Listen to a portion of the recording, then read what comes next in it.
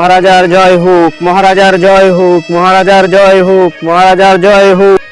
মাফ করবেন মহারাজ, একটি দুঃখের সংবাদ, অত্যন্ত দুঃখের সঙ্গে বলছি যে আমাদের রাজ্যের কয়েকজন সেনাপতি বেতন বাড়ানোর জন্য তারা বিদ্রোহ ঘোষণা করছে।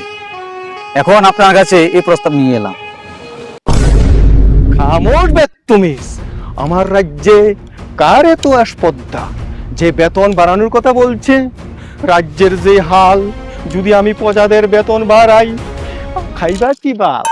তাই বলছি মন্ত্রী মহাশয়, আপনি এক্ষুনি তাকে অ্যারেস্ট করুন, অ্যারেস্ট করে আমার রাজদরবারে নিয়ে আসুন, তাকে আমি কঠোর থেকে কঠোর শাস্তি দেব।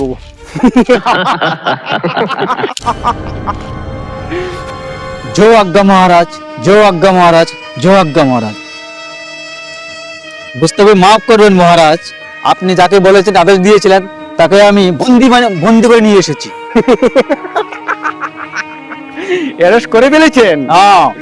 তাহলে এখন আমার হুকুম, যাকে বন্দি করেছেন ওই গভীর জঙ্গলে যে আমাদের কারাগারটা আছে, ওইখানে বন্দি কারাগারে তাকে বন্দি করে দেন।